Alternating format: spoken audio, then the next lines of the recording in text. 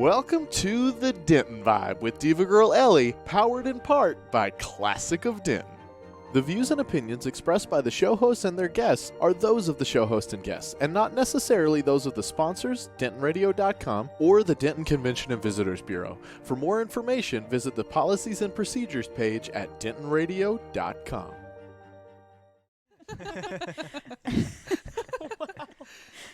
Hello, everybody. Good evening, and thank you for joining us. Great time. People here that are going to be working about the new production that is going to be happening at Black Box Theater, Next to Nothing. So we have three awesome people behind the scenes and in front of... Yes, behind and in front of the scenes of Next to Normal. There you go. So introduce yourselves. Let's get to know you guys, and we're going to talk all about the production. Awesome.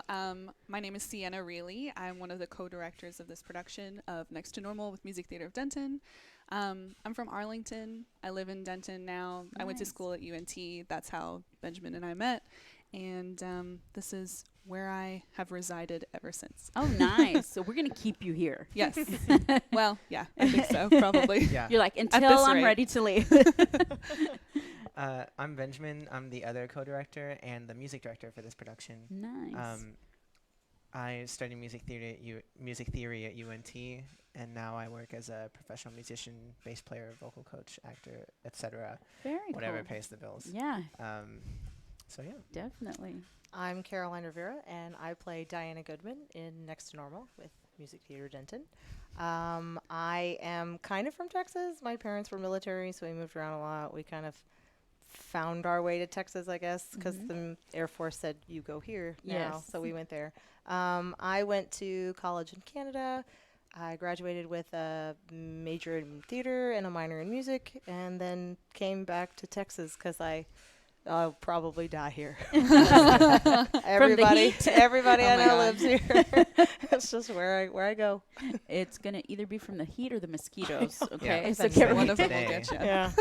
I know it's so hot right now, and it's not even started yet. But thank you guys for being here. I'm excited to have y'all here, and I know anytime we have Music Theater of Denton, it's always a pleasure. It's always a fun group, and it's always interesting to hear what's going on. I know you guys have all, started out in theater or did stuff in theater, so we kind of just want to get to know what piqued your curiosity about theater, what got you into this? Because I know a lot of times people will start out one way and end up another. So how did you guys get there? I can go first, Yeah. I guess. For me, music came first. There's like musical theater, and so for me, I grew up doing band. I was in band class, and then I joined choir, and then orchestra, and went to college. And all through high school, I did theater. I did all the musicals, and then I did a couple plays here and there. And then when I got to college, I didn't do any theater. I did zero theater between 2010 and 2014. So I didn't do any theater while I was in college. And then right toward the end of college, in Denton with Music Theater of Denton, they were doing Spring Awakening. And so I came and auditioned for that. We both auditioned for We that. both Good auditioned for that. show. Ben And booked it. I did book it. And so yeah, the music definitely came first. And I got my start here as an actor, acting in Spring Awakening. And then, I acted in a show or two or three. And I was like, look, I went to the music director and I was like, look, I promise I play instruments too. And that's what I would rather do. And so I finally begged him to hire me for a show. And I guess it's been uphill from there. Yeah. But yeah, for me, music came first. Yeah. And what about that gap in between? What pushed you to be like, okay, let me go for that? Because 4 years is a long time to be, transitioning as far as one interest to another. What got you back in and just saying, I got to go do this again? Or were you getting that itch at that point? Because I know whatever happens in life, but sometimes there's that push, like, I got to do it now or I'm not going to do it. Or yeah, it's really it was really the show. So when I was in school, I tried to be a good student, keep my extracurriculars, school related. I was, pretty active in that. So I didn't really have time to do that. But Spring Awakening was just one of those shows that I really connected with, and that I saw the tour Mm-hmm. when it came through Texas back in, I think I was a junior in high school, and if that's gonna age me a little bit, age me down, Right, because you're so old. and so yeah, when I was in college, I was very school based. But Spring Awakening, and there's a handful of shows that I would just drop anything to do. Like anywhere they're doing this show, anywhere they're doing Spring Awakening, anywhere they're doing, et cetera, et cetera. Yeah, I'll yeah. go. I'll make the drive. I'll make it work. I'll fit it into my calendar. And I was able to fit Nice. into my calendar, and they cast me. And Next to Normal is one of those shows for me too that I would just, drop anything to do. And so I'm really lucky to get to do that here with kind of like my home theater company, Mm-hmm. with where we got our start doing Yeah. theater in Denton. Yeah, my story is very similar. I did choir all through high school and college, Mm-hmm. and I wanted to be a music teacher for a long time, and then decided I didn't really want to be a teacher. I have mad respect for teachers. My mom is an elementary school teacher. That's not my calling. I had a lot more fun performing and being involved that way. And Ben and I were kind of just starting to become friends, I think, at the time that Spring Awakening auditions rolled around, and so we decided to go do that together, and it's been a wonderful journey ever since. That's Yeah. pretty Yeah, cool. I've been fortunate enough to do a handful of shows at the campus theater here in Denton, a couple at the Black Box Theater too, where this show is taking place. So, and we've both done a few shows here and there. Well, I say a few. For me, it's a few. For you, it's a lot more. For me, it's how I make my living. Right.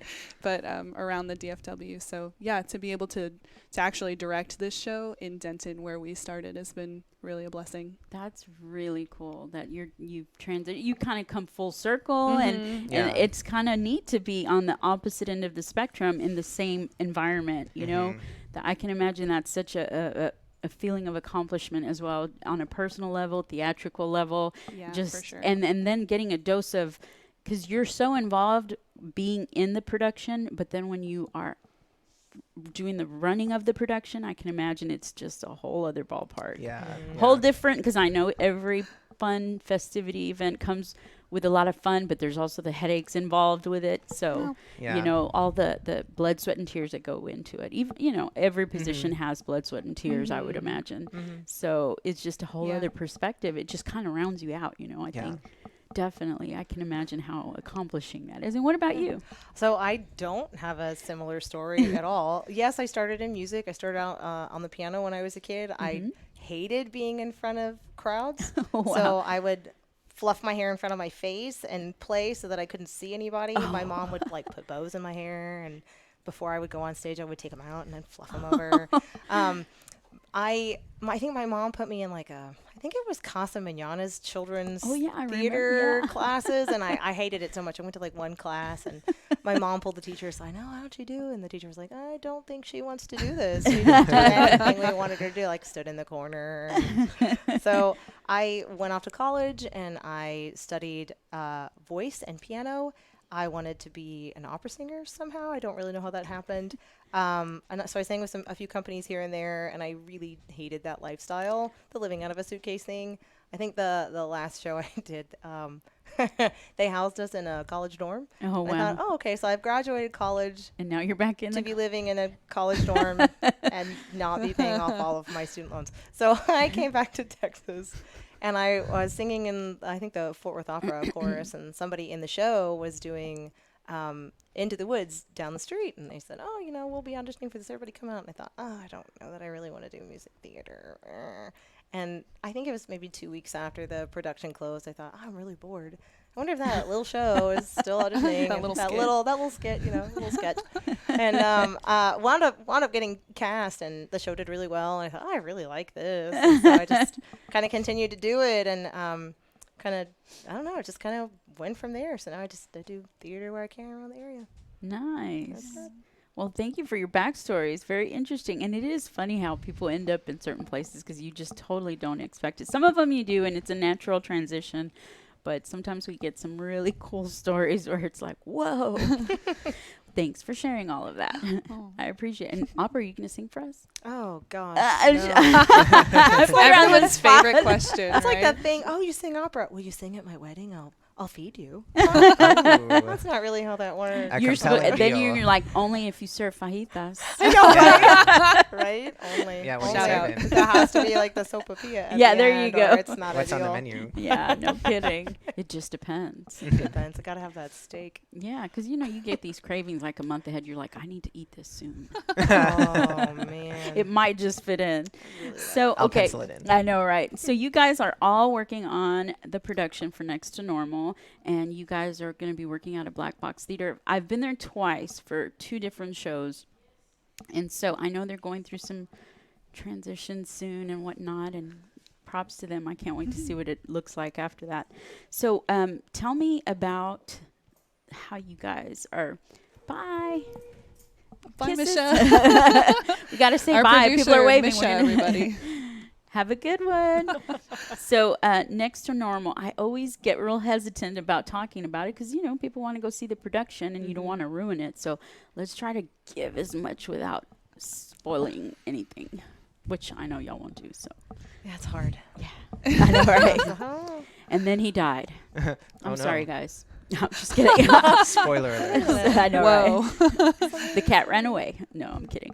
So Well, what's it yeah, about? at the surface level, I guess the story is about a family. It's about the Goodman family, and the matriarch of this family, Diana Goodman, played by Caroline Rivera. She lives with bipolar disorder and severe depression, which was kind of triggered by a traumatic event in her past. That's like the buzzword. Anytime the pros talk about Next to Normal, it's the traumatic event is kind of the buzzword that they use. And the show just kind of follows her and her family and how they all deal with her mental illness and her struggle, because it doesn't just affect her, it affects her whole family and everyone around her. And that was actually that kind of relationship and what the show inspects is something that came along throughout the long course of development of this show. This show went through many, many, many revisions and iterations before it became the Next to Normal that we know today. Mm-hmm. And originally it was about the medicine and the inspecting Diana, and it eventually kind of blossomed into this story about about Diana, yes, about the person who suffers, but also the relationships that happen because of that and through that, and how everyone manages that in addition to just the individual. Mm-hmm. Which is very relevant to, everyday life now, because, we're obviously mental health awareness was, pretty active as far as here in Denton, and we did a lot of stuff, around town, and you just somehow I feel like people always feel like they're alone in that situation or with mental health, and then you quickly realize that as soon as you share a story, if you do that you are surrounded by people that are just like you. Mm-hmm. So it's very relevant to be able to share a story like that. And then also the perspective of Diana or the family members, and the family members have their own story about, or they're living their Yeah. own story about what she's going through or will be going through. Right. And so it's I think it would be interesting to see how it all ties in together as each of the dynamics are centered around her, and just to see what happens and how people deal with it. And That's kind of something we were sort of talking about a little earlier. What I really appreciate about the show is that it doesn't just focus on the mental illness of the one person. It focuses very specifically about the family unit and how they kind of ebb and flow through the whole issues that they tackle. We will say, I'm Yeah, trying yeah, not to give away definitely. too much of the plot. And I don't think that that's something that we talk about a whole heck of a lot in the community. We talk about what it means to have depression, what it means to have some type of a psychosis or something like that. But we don't really talk about what happens to spouses or children or friends or coworkers, anything like that. So I think, by writing pieces like this, it brings a little bit more to the light. We can talk about it more, and it becomes a little more accessible to people and a little more relatable. And I think one of the important things through a production like this is the fact that you're showcasing, like we talked about, the way it affects all the family, but also the negative side that people will inevitably feel regardless of how much they love that person. You have a negative side, and then that makes, I would imagine, I would say that from just dealing with other issues, that guilt for feeling that. So you're watching all of this unravel, and then, a lot of people don't talk about those things because it's so taboo to be like, I'm angry because of this. And people feel that. It's very real. So I think it's important to portray those things. Well, and you just talked about how, like, you personally relate to that, and that's what we're trying to do by bringing this story to Denton and doing and telling this story is, like, maybe you don't see yourself in the title character, but maybe you see someone or maybe you see yourself in one of the supporting characters. Maybe you see a family member going through something similar. And so just talking about that and presenting that is that side of it is the other side of the coin, the flip side to talking about everything as how it relates to the individual, how that affects everyone else. Yeah, definitely. Even if we haven't been in anything similar, I think we try to look and search for ourselves in people. Who would I most relate to, even if we had nothing in common with these, situationals? Who would I be? How would I act? And those are things we need to be asking ourselves when it comes to that, because you may not experience any of that growing up or in your, youth or adulthood. But what's to say you don't get married, have a kid, and then you're dealing with something that you didn't expect? So all of this is so relevant to everyone, I think, and just to be exposed to these things. And yeah, I think there's something for everybody in this show. You sort of grace over what it means to be a codependent person, what it means to maybe not fully connect with a parent or a sibling, what it does to relationships outside of your family. The show does address a lot of things like that. And so I think that just about anybody on the street can see something of themselves in multiple characters, really. And I think it's a really important show that's been written recently. I really, really think so. Yeah. Well, I think people would enjoy that. And I'm kind of excited to see, I don't know why, just the thought of black box theater. I remember being in there and thinking, okay, this is literally a black box. I mean, this is, it's in the name. Yeah, it really lives up to its name. And so I remember when I was there, it adds to the mood. It really does. And I would imagine that being this type of topic, that it would just kind of put you in the zone. I mean, you're just, the mood is going to put you in the mood. We hope so. Yeah. I mean, it's a very intimate space. Yes. And I think you're right, it does lend itself to these kind of intimate conversations that maybe, I won't say that one is better or worse than the other, but it just will reach people in a different way than the traditional, there's a stage and there's a huge separation between the audience and the players, the performers. We're all kind of in the same space. We're all, even the band is on stage, so to speak. We're all in this together. And no one gets to escape it. Yeah, the audience is in the family's living room or kitchen or wherever we're supposed to be. The doctor's office. You're right there. It's we're all in it together. It's a good way to put that. And I was just going to ask, because I wasn't sure if the production actually had music in the traditional sense of like a musical production or just a regular production with the music on the side as the soundtrack. How is it's going to feel? Because I know Black Box Theater, when I went, it was just literally all of us on the floor all together. So that's what you're referring to, right? Oh yeah, the cast, the orchestra, neither one is elevated or sunken into the floor. It's all on the same level. Yeah, which is really, really neat to experience that intimacy, like you said.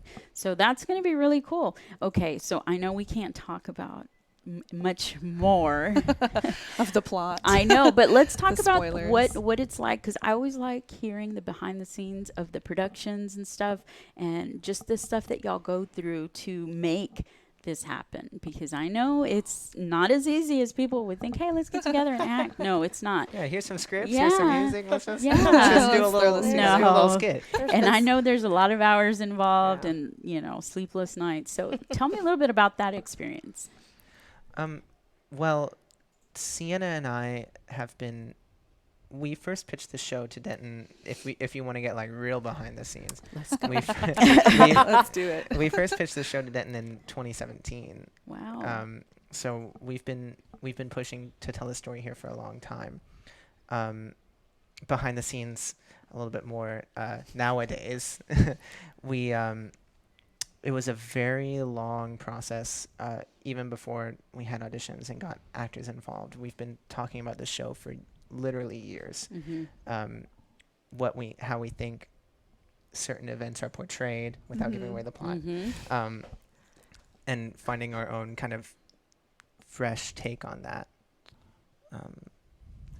I don't know.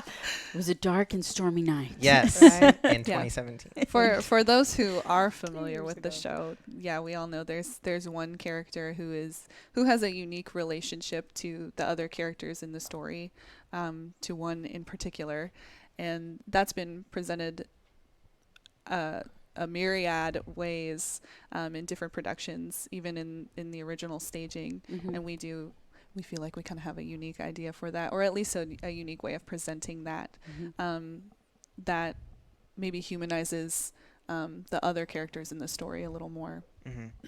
To make it a little bit more accessible and easy for the audience to digest what's happening. Yeah, to grasp what's going on in the production. Because it is a little abstract at times. The events that take place and the people and their feelings and even the music, it can get really, really kind of woo-woo, really out there. So we're doing everything that we can to make it as relatable as possible, so that people will walk away not being like, well, that was weird. Well, some people probably will still say that, we can't escape it and we don't want to. I mean, but we're in Denton. Yeah. It's okay. Right. It is okay. I think we're trying to make it very representational of real life. These are characters that you could walk up and down the street and see and not even know it.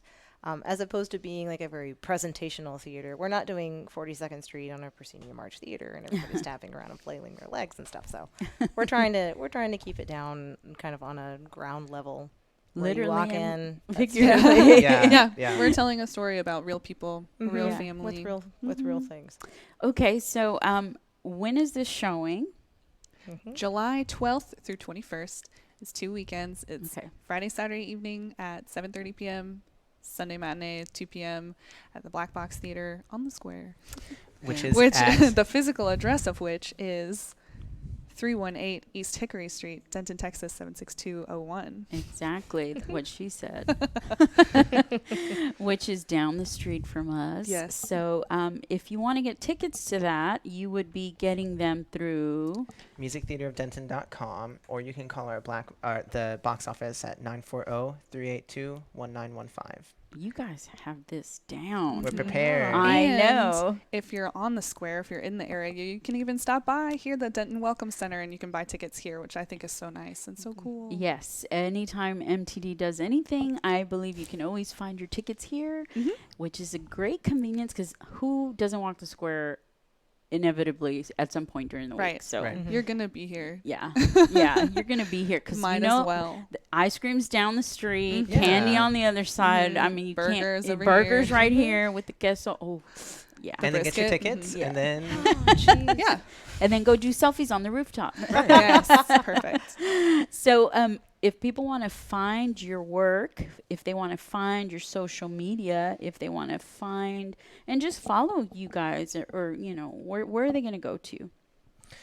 you can follow MTD on Facebook and Instagram, MTD shows.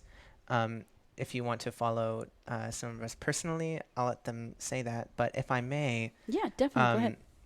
in addition to following us personally, can we plug some other services? Yeah, Oh, yeah. definitely. So because of the subject matter of the show, if you're, since you're asking us to plug Yes, something, yes.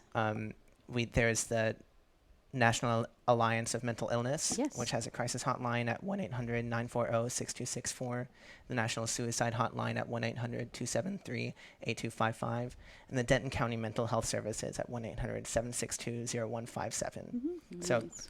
just some other phone numbers websites, Resource- etc. to keep yeah. in mind. Mhm. Resources that are obviously tools that you would need if you're dealing with this or someone you know. Mm-hmm. So very Yeah. relevant. For sure.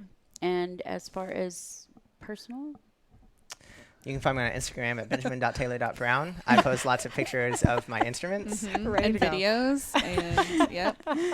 Yeah, I'm old school. My name's Sienna Reilly. If you can figure out how to spell it, you can find me. nice. But I don't do the Instagrams or I don't twit. I don't gram on the Insta something.